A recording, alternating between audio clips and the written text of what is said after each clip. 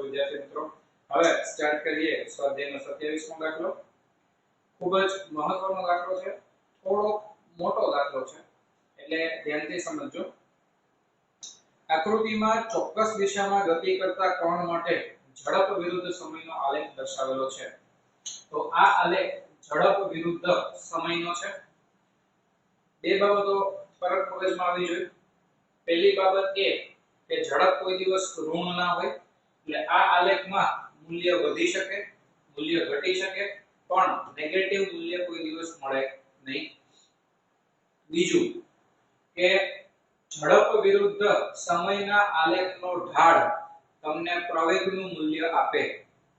એટલે કે આ જે ઢાળ છે આ પ્રવેગનું મૂલ્ય આપે અને આ ઢાળ એ તમને પ્રતિ પ્રવેગનું મૂલ્ય આપે. કારણ કે આ ઉપર તરફનો ઢાળ છે અને આ નીચે તરફનો ઢાળ છે. આકૃતિમાં 0 થી 5 સેકન્ડ સુધી ઢાળ ઉપર તરફ છે, એટલે કણ છે એ પ્રવેગી ગતિ કરતો હશે. અને 5 થી 10 સેકન્ડ સુધી, એટલે કે આ 5 સેકન્ડ અને આ 5 સેકન્ડ એવો જ ઢાળ નીચે છે, એટલે એક્ઝેક્ટલી એટલો જ પ્રતિ પ્રવેગ તમને જોવા મળશે.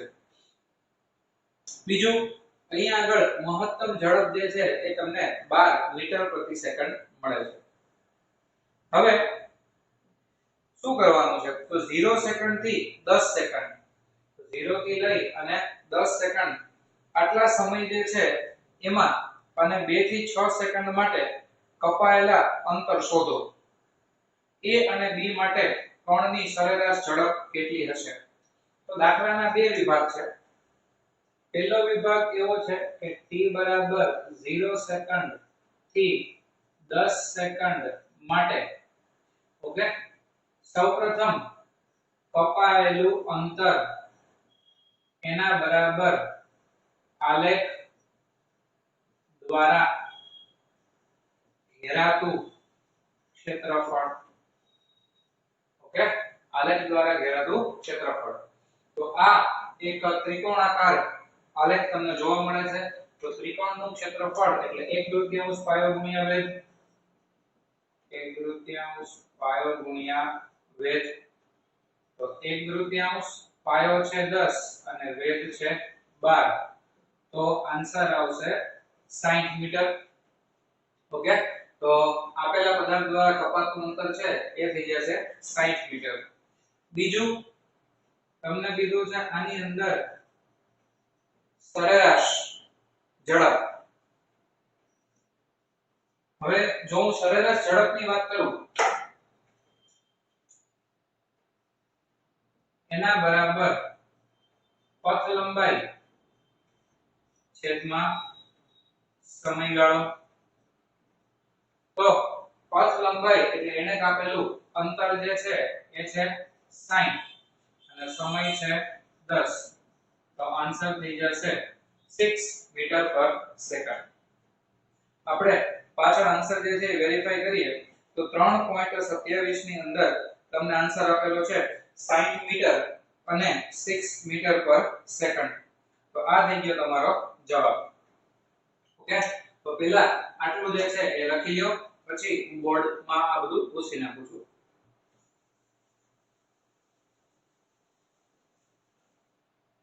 ઓલરાઈટ, હવે ભાગ બી ચાલુ થાય છે. 2 થી 6 સેકન્ડમાં કપાયેલું અંતર. હવે જોજો ભાઈ બરાબર, આ 0 આ 5, માની લ્યો કે અહીંયા ક્યાંક આવે છે 2, ઓકે, અને t બરાબર 6, તો માની લ્યો કે અહીંયા ક્યાંક આવશે 6. તો 2 થી 6 સેકન્ડમાં કપાયેલું અંતર તમારે શોધવું હોય તો પહેલા સૂત્ર મુજબ આકૃતિ આવી બને, અહીંયાથી આમ, બરાબર. તો આ વિસ્તારનું ક્ષેત્રફળ સમજાય છે, બરાબર.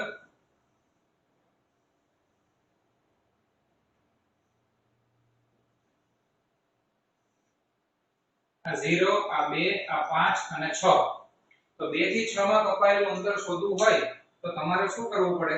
તમારે આ વિસ્તારનું ક્ષેત્રફળ શોધવું પડે.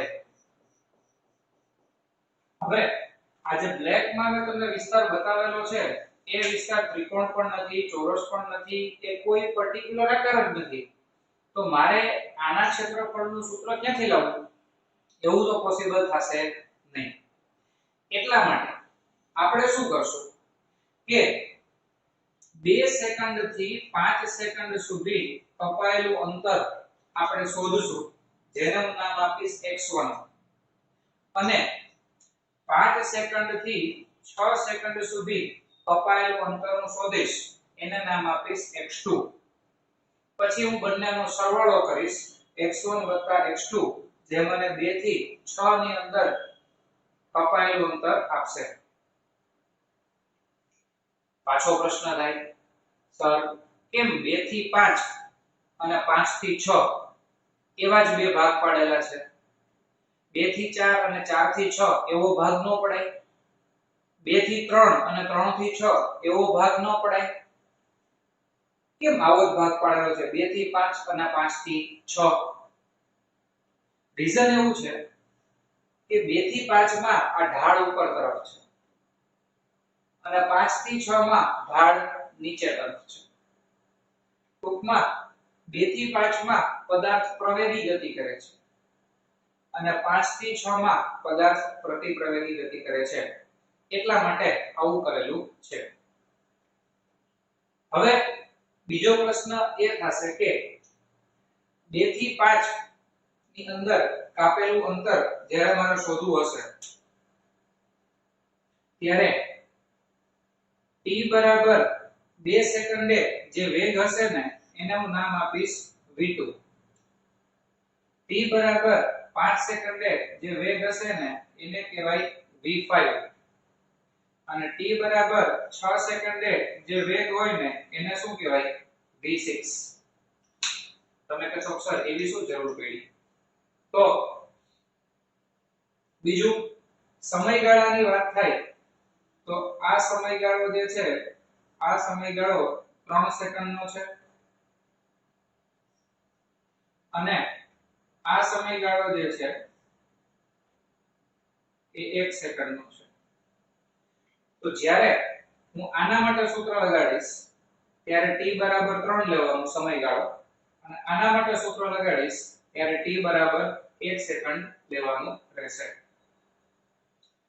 હવે અહીંયા આગળ તમે જોશો બરાબર, તો આને એક નામ આપી દઈએ o થી a થી b અને આને નામ આપી દઉં c. તો હવે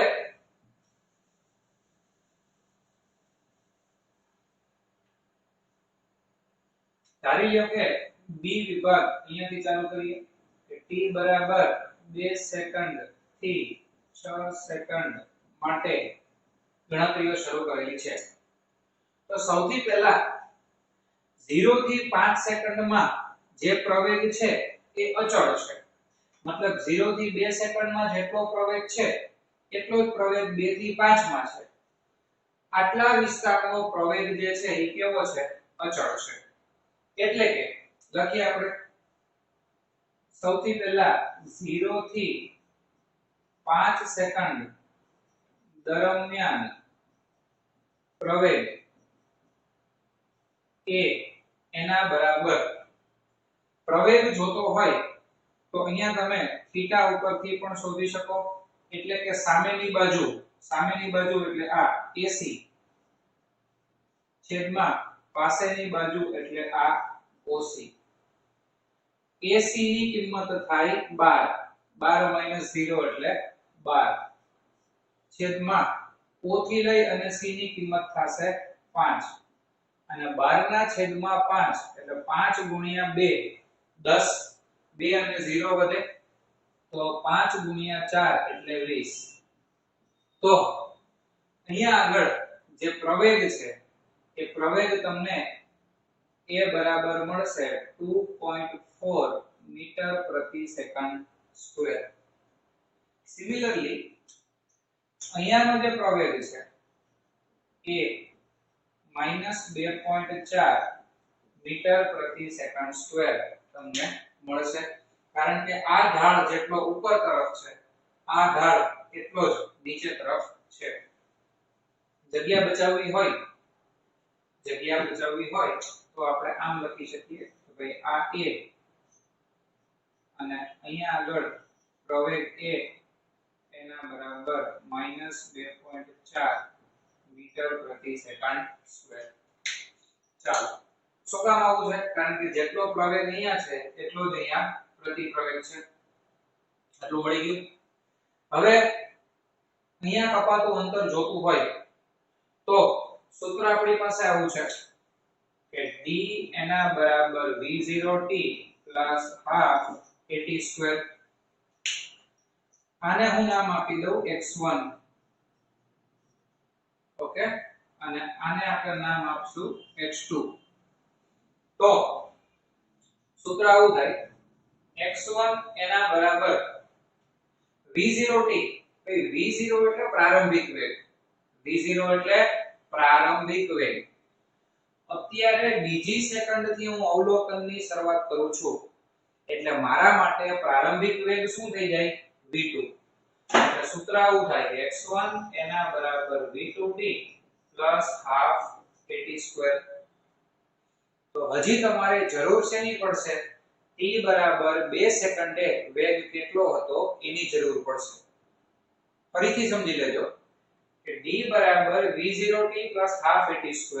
એમાં v0 એટલે પ્રારંભિક વેગ. પ્રારંભિક મતલબ કે તમે જે ક્ષણે અવલોકન કરવાની શરૂઆત કરો છો એ ક્ષણને પ્રારંભિક ક્ષણ કહેવાય. તો આપણે અવલોકન કરવાની શરૂઆત 2 સેકન્ડ થી કરીએ છીએ એટલે અહીંયા મારે જરૂર પડશે v2 ની. તો પહેલા મારે v2 શોધવું છે.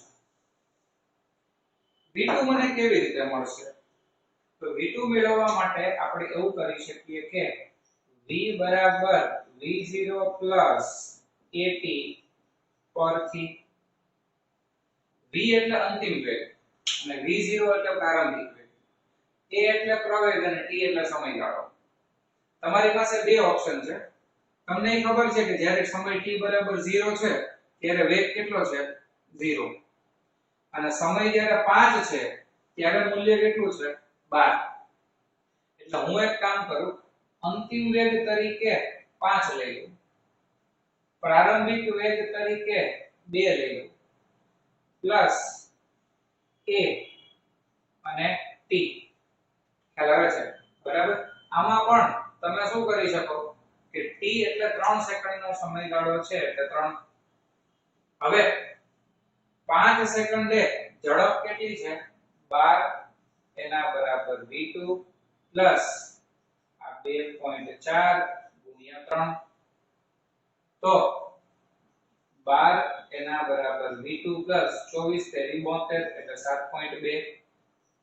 તો v2 એના બરાબર 12 માઈનસ 7.2 કરશું આપણે.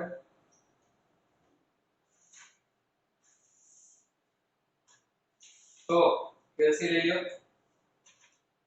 12 માઈનસ 7.2 જવાબ થાય 4.8 મીટર પ્રતિ સેકન્ડ. તો આનું અર્થઘટન એવું થાય કે t બરાબર 2 સેકન્ડે પદાર્થનો વેગ હતો 4.8 મીટર પ્રતિ સેકન્ડ. ઓકે, હવે તમે એમ કહી શકો કે t બરાબર 2 થી 5 સેકન્ડના સમય સુધીમાં કપાતું અંતર x1 હોય તો બરાબર જોજો, t 2 સેકન્ડ થી 5 સેકન્ડ કૌંસમાં સમયગાળો એના બરાબર 3 સેકન્ડ દરમિયાન કપાતું અંતર x1 હોય તો સૂત્ર આવું થાય x1 એના બરાબર v2t પ્લસ હાફ at². કારણ કે આ અંતર છે x1 તો v0t પ્લસ હાફ at² માં ફરીથી યાદ કરાવી દઉં કે v0 એટલે પ્રારંભિક વેગ. અત્યારે આપણે 2 થી 5 સુધીની વાત કરીએ છીએ તો પ્રારંભિક વેગ એટલે v2. તો હવે કિંમતો બધી મૂકીએ v2 એટલે 4.8 સમયગાળો છે 3 વત્તા 1/2 પ્રવેગ સોરી 2.4 અને t સ્ક્વેર એટલે 3 નો સ્ક્વેર કેલ્ક્યુલેટર ની અંદર 48 ગુણ્યા સોરી નોટ 48 4.8 ગુણ્યા 3 એટલે 14.4 વત્તા 3 નો વર્ગ એટલે 9 તો 9 ગુણ્યા 2.4 ડિવાઇડ બાય 2 એટલે 10.8 તો 10.8 વત્તા 14.4 આન્સર થશે 25.2 મીટર ઓકે તો આ થઈ ગયા છે x1 એના બરાબર 25.2 મીટર ખ્યાલ આવે છે x1 બરાબર 25.2 મીટર આ મળી ગયું હવે t બરાબર 5 થી t બરાબર 6 એટલે કે 1 સેકન્ડના સમયગાળામાં કપાતું અંતર હવે આપણે x2 શોધીએ તો સેમ વસ્તુ અહીંયા લખશું t બરાબર 5 સેકન્ડ થી 6 સેકન્ડ કૌંસમાં સમયગાળો એના બરાબર 1 સેકન્ડ દરમિયાન કપાતું અંતર x2 હોય તો અંતર કેટલું છે x2 તો x2 એના બરાબર તો આપણે એમ કહીએ છીએ ને કે d બરાબર v0t ½ at2 v0 એટલે શું મિત્રો પ્રારંભિક વેગ અત્યારે હું વાત કોની કરું છું 5 થી 6 તો પ્રારંભિક વેગ કેટલો થાય 5 તો v5t + 1/2 at2 ઓકે હવે v5 ની કિંમત તમારી પાસે તૈયાર છે 12 સમયગાળો અત્યારે છે 1 સેકન્ડ અને આ ઢાળ નીચે તરફ છે ઢાળ ક્યાં છે નીચે તરફ છે એટલે આમાં પ્રવેગ કેટલો આવશે -2.4 એટલે પ્લસ 1/2 -2.4 અને 1 નો સ્ક્વેર તો 12 1.2 તો 12 માંથી 1.2 બાદ કરીએ તો 10.8 વધે ઓકે આ થઈ ગયું x2 આ શું થઈ ગયું x2 ઓલરાઈટ તો હવે આપણને પ્રશ્ન એવો પૂછેલો છે કે t બરાબર 2 સેકન્ડ થી 6 સેકન્ડ માટે કપાતું અંતર શોધો તો આપણે એવું લખી શકીએ કે t બરાબર 2 સેકન્ડ થી 6 સેકન્ડ દરમિયાન કપાતું કુલ અંતર x એના બરાબર x1 + x2 તો x એના બરાબર તમારી પાસે છે 10.8 વત્તા 25.2 આન્સર આવશે 36 મીટર આન્સર શું થઈ જશે 36 મીટર તો 2 થી 6 સેકન્ડમાં કપાતું અંતર જે છે એ થઈ જાય 36 મીટર અને સરેરાશ ઝડપ પૂછેલી છે તો સરેરાશ ઝડપ એના બરાબર કપાયેલું અંતર 36 સમયગાળો 2 થી 6 એટલે કે 4 સેકન્ડ તો એના બરાબર 9 મીટર પ્રતિ સેકન્ડ ઓકે તો સરેરાશ ઝડપ જે છે એનું મૂલ્ય કેટલું થઈ જશે 9 મીટર પ્રતિ સેકન્ડ પાછળ આન્સર આપણે વેરીફાઈ કરી લઈએ તો 36 અને 9 તો આ થઈ જશે તમારો દાખલો ચેપ્ટર નો મોટામાં મોટો દાખલો જે છે એ આ જ રહેશે 27મો બરાબર તો લોજિક પ્રમાણે ચાલવાનું છે કે આ સ્લોપ ઉપર છે એટલે a એટલો જ સ્લોપ નીચે છે એટલે -2.4 પછી પહેલા આપણે 2 થી 5 એટલે કે 3 સેકન્ડના સમયગાળામાં કપાતું અંતર શોધી લીધું ત્યાર પછી 1 સેકન્ડના સમયગાળામાં કપાતું અંતર શોધી લીધું અને પછી બંનેનો સરવાળો કરેલો છે બરાબર તો આ થઈ જશે તમારો સ્વાધ્યાયનો 27મો દાખલો કોઈ પણ ડાઉટ હોય તો તમે મને પૂછી શકો છો થેન્ક યુ